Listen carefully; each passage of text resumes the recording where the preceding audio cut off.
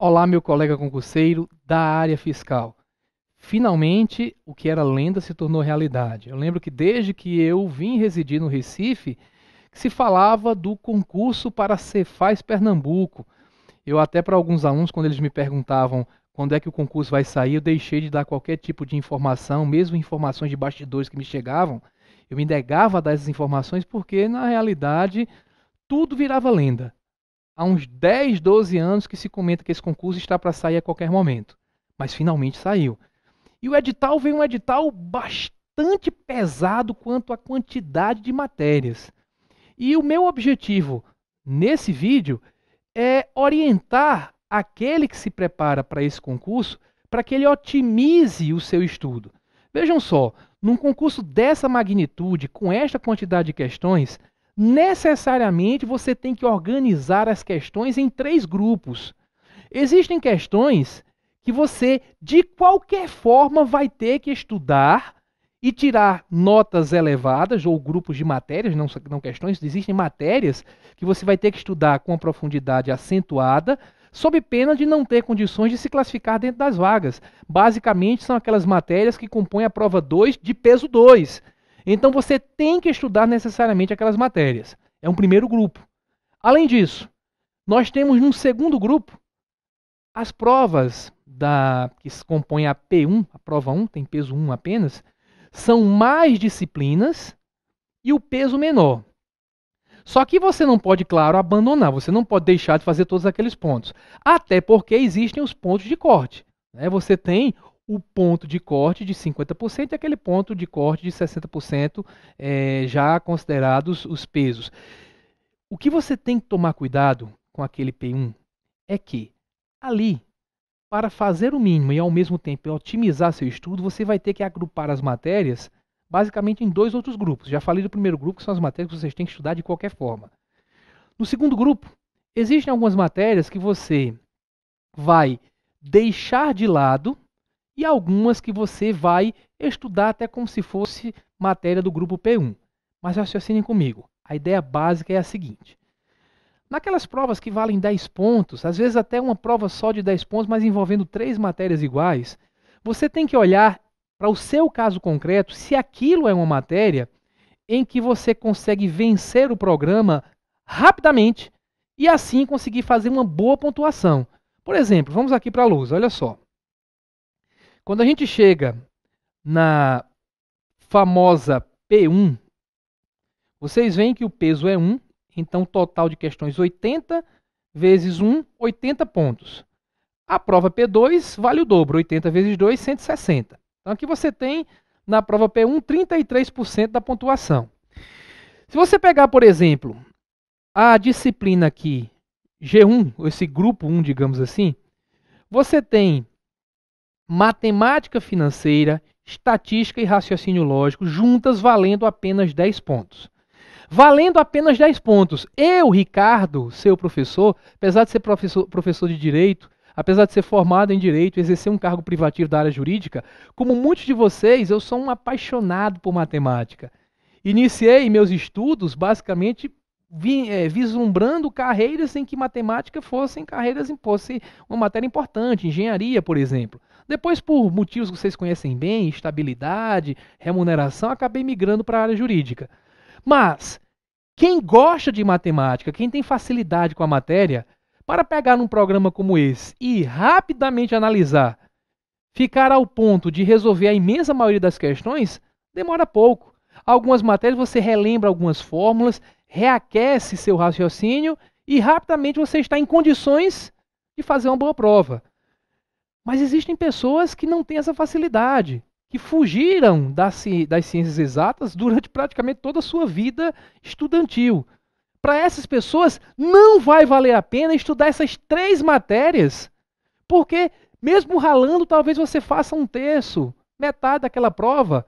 Vale mais a pena, é mais efetivo você concentrar seus estudos naquelas matérias que você já tem condições de ter bom resultado. Então, quando a matéria vale pouco ponto e para você vai ser um trabalho muito pesado conseguir algum resultado ali, essa matéria eu aconselho que você deixe de lado. Além disso, Existem aquelas matérias que você tem condições de aprender rapidamente, como eu citei, então você vai investir um tempo pequeno e vai ter um resultado bom. Então essas daí você vai ter que estudar necessariamente. Então olha só, voltando para cá. Se você tem essa facilidade, você já estuda essa matéria. Constitucional e administrativo, aí tem uma situação um pouquinho diferente, né? São só 10 pontos também para cada uma. O normal é que essas matérias aqui, pelo programa, você possa estudar. Matérias que não são da área de exatas, eu acho que qualquer um tem condições de aprender com uma certa rapidez. Mas eu não estou dizendo que você estude constitucional administrativo porque vai ser mais rápido para você. Não é tão rápido assim. Na realidade, aqui eu aconselho o seguinte: se você já vinha estudando essa matéria já há algum tempo, porque constitucional administrativo cai em quase todo concurso. Se você já vem estudando há algum tempo, já está num nível adequado, o que é que você vai fazer? Deixa de lado. Estuda apenas via exercício, fazendo alguns exercícios para recarregar na sua cabeça o raciocínio básico daquela disciplina e as regras que são básicas. Então veja só, cada matéria do grupo P1 você vai analisar dessa forma. Você vai tentar diminuir ao máximo o âmbito do seu estudo. Algumas coisas você vai excluir. Então, algumas matérias você pode deixar de lado, como eu digo, coloca na caixa dos anjos, é uma oferenda. Deixa de lado e não estuda. Admito que vou zerar. Na hora da prova eu dou só uma lida para ver se eu consigo matar. Deixa de lado. Não faça isso com muitas matérias, senão você vai tomar ponto de corte no total. Tá? Agora, para não tomar ponto de corte, para conseguir concorrer quando somar as notas, a maioria dessas matérias você vai ter que estudar.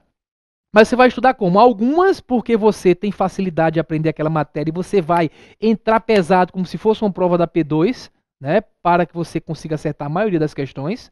Outros, quando você já sabe bem, você vai deixar de estudar teoria e fazer só questões. Então você vai deixar de lado algumas e deixar parcialmente de lado outras. Deixar de lado pouca coisa, como eu dei o exemplo de uma dessas provas, deixar de lado. Porque você não tem condições de aprender rapidamente. Não vale a pena tentar estudar aquilo tudo. Outra parte você vai deixar parcialmente de lado. O que é deixar parcialmente de lado? É não ficar estudando teoria. É estudar simplesmente por questões, porque você já tem condições de fazer.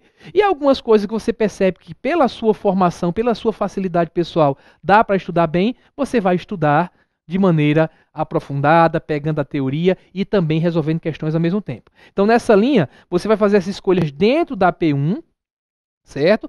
E vai estudar dessa forma, deixando de lado parcialmente algumas coisas ou até deixando completamente de lado algumas matérias. Talvez você diga, não vale a pena estudar empresarial, penal e civil, não sou muito bom da área de direito, só 10 pontos, coloco para a caixa das almas. Coloquei para a caixa das almas também matemática financeira, estatística e raciocínio lógico. Já é 2, é muita coisa, aí o resto você vai ter que estudar.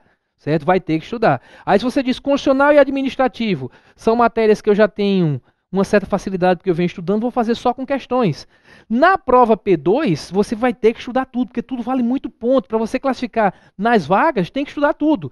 Só que pode acontecer também de você, por exemplo, já conhecer bem direito tributário, vou resolver só questões. Então você vai deixar de lado o estudo da teoria. Deixar de lado o estudo da teoria é assim, resolvendo questões e abrindo a teoria pontualmente. Errei uma questão, não sei porquê. Procurei no Google, procurei na internet, vou aqui em tal livro para aprender aquele ponto.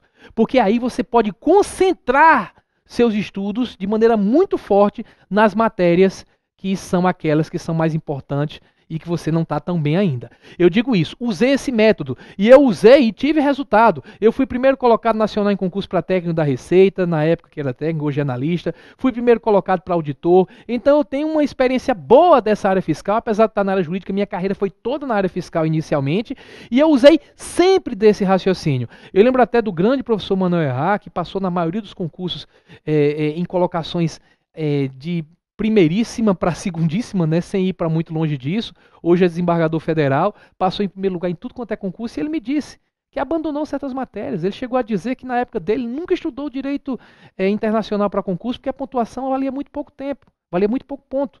Não valia muito a pena gastar o tempo dele com isso daí. Então, estudando de maneira inteligente, você chega a um bom resultado. O que não está como você, quase no topo da montanha, o que é neófito, que não entende a ideia de concurso público, sem nem analisar o peso de cada uma das matérias do edital, vai pegar aquele programa e vai tentar estudar tudo. Isso vai ser impossível. Vai ser impossível que ele chegue na data da prova com condições de fazer todas essas provas com qualidade.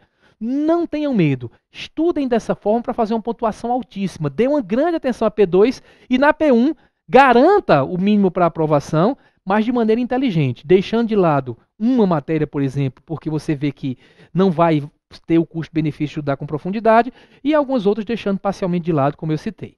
Na minha prova de direito tributário, e em todas as outras, você tem que lembrar que a prova é da Carlos Chagas. Então, apesar de hoje em dia a gente não mais poder dizer que a FCC é a Fundação Copiar e Colar, de a gente não poder dizer mais que, na realidade, a imensa maioria das questões copia exatamente o que está na Constituição ou o que está no Código Tributário Nacional, apesar disso, ela continua sendo uma banca predominantemente literal.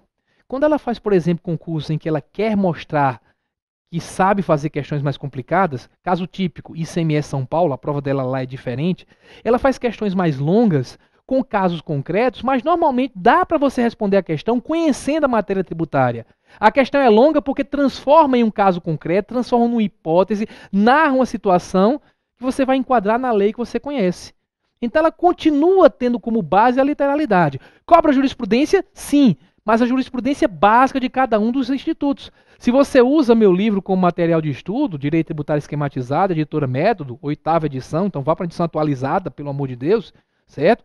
Então, se você usa esse livro, a jurisprudência que vai ser cobrada de vocês provavelmente estará ali dentro, certo? Não digo certeza absoluta, porque vai que inventam alguma coisa. O que eu acho que não vai acontecer de maneira alguma é eles chegarem ao patamar ESAF da prova de auditor da Receita. Porque na última prova de auditor da Receita Federal, a prova de direito tributário não existiu.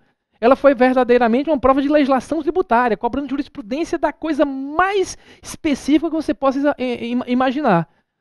Então, nessa linha de raciocínio, eu aconselho que vocês conheçam a jurisprudência básica de cada um daqueles institutos e conheçam a aplicação prática de cada um dos pontos do programa. Quem já foi meu aluno em aula teórica ou quem lê meu livro sabe que eu gosto de dar exemplo de tudo, justamente para que você esteja preparado para responder esses tipos de questões em que a banca tenta complicar, criando casinhos concretos. Então, vai ficar fácil para você. Então, o patamar ainda é de conhecer bem o CTN, conhecer bem a Constituição, o que é que significa e o que pensam STF quanto à matéria constitucional e STJ quanto à matéria do Código. Lembra disso, tá? Tem gente que pensa que o STF é sempre a última instância, mas lembrem que quando a matéria é de lei federal, a última palavra é do STJ. E o CTN é uma lei federal. Então tem que conhecer a jurisprudência dos dois, a jurisprudência básica que vai estar no livro que você optar para estudar a matéria. Se optar pelo meu, vocês vão ver que essa matéria estará toda colocada por lá. Então, voltando aqui para a lousa, em se tratando da prova de direito tributário especificamente, vejam, Sistema Tributário Nacional na Constituição Federal. Você vai ter que estudar, claro, dos artigos 145 até o 153 da Constituição. Estou indo até além, o 153 está os impostos, né? Desculpem, 153 não, desculpem, até o 156 da Constituição, tem os impostos municipais no 156.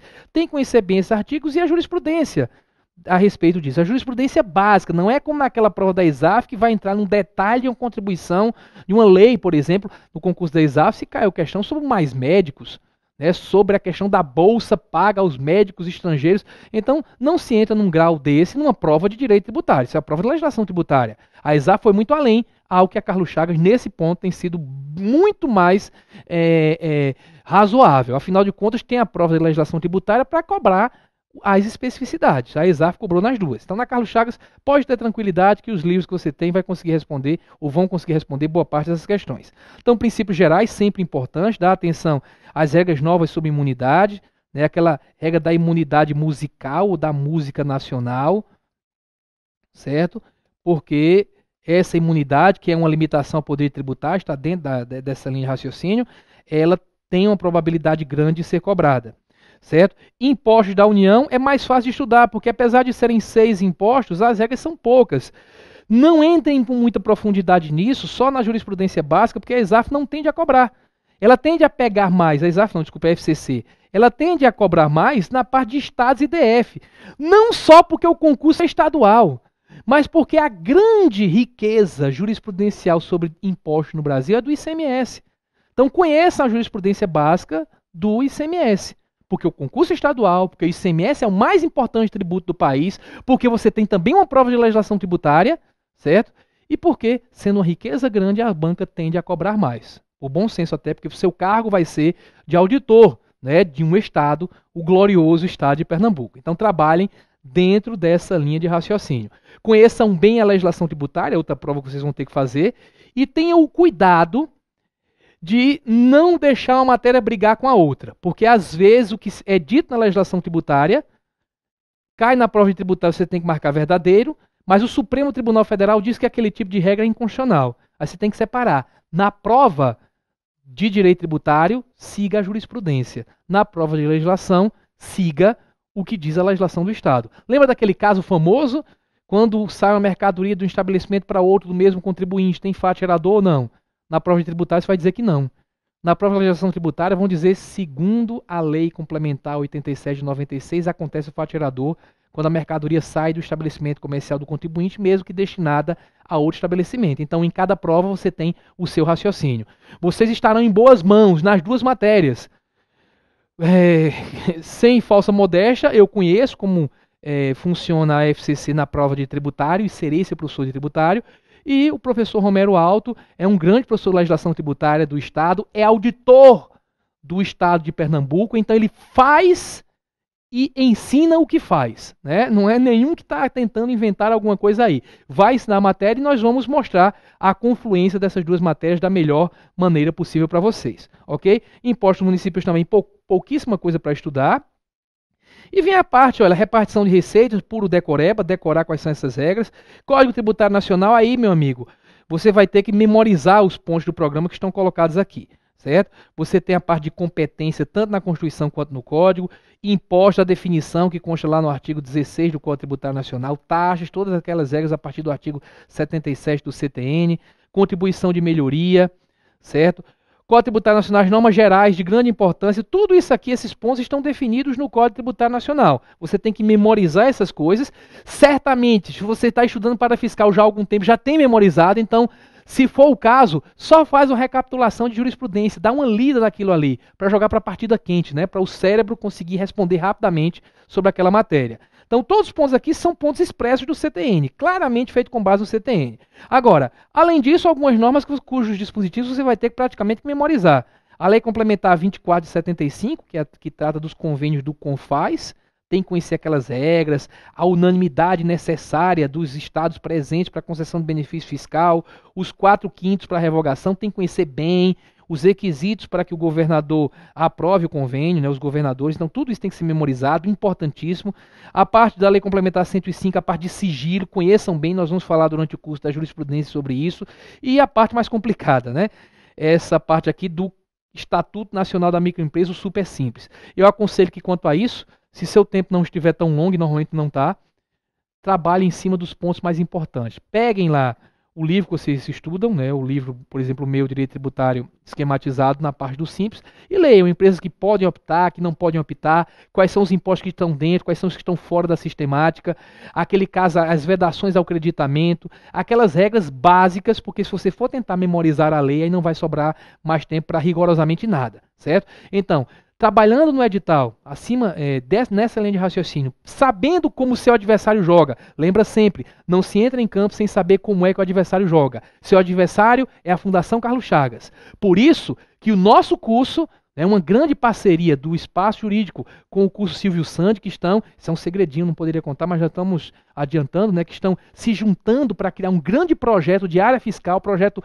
nacional, para que vocês tenham onde buscar profissionais altamente gabaritados para que você se prepare em nível altíssimo para a área fiscal. Trabalhando, seguindo a linha de raciocínio que nossos professores propõem, que conhecem essa banca, eu acho que é inevitável que você venha a obter sucesso. Até porque se fala que essas vagas foram previstas, elas serão bastante ultrapassadas com relação ao número, certo? Então, acredito que o sucesso será inevitável. E mesmo assim, que a gente sabe que quem se prepara para um concurso fiscal também acaba querendo fazer outros, são vários os concursos dos vários fiscos estaduais.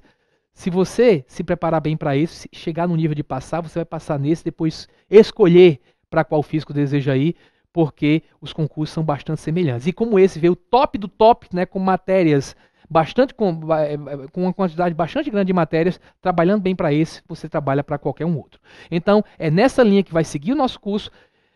Sigam o que a gente está propondo aqui, que eu acredito que sua probabilidade de sucesso é bastante alta. Eu digo que existem duas formas de você se preparar para concurso, tendo certeza que vai acabar passando. Uma, tentativa e erro, vai batendo a cabeça na parede. Não é assim que se estuda para FCC, não é assim, esse ponto não cai, isso cai. Aí você pode demorar alguns anos. ou seguindo a experiência de quem já fez provas de concurso. Nossa equipe está cheia desses profissionais e fazendo isso você diminui em muito o tempo para aprovação. É isso que desejo para vocês, para que a gente obtenha verdadeiramente sucesso. E não acabo desejando boa sorte, porque quem preparar certo não precisará de sorte, certo? Se vier um pouco de azar, você vai ser até capaz de vencer. Garanto isso, e essa garantia vem de uma pessoa que já fez e teve bons resultados em vários concursos da área fiscal. Então, preparem, porque nós vamos parar de taxiar e vamos decolar a partir das aulas iniciais do nosso curso de questões. Até lá, bons estudos, tchau, tchau.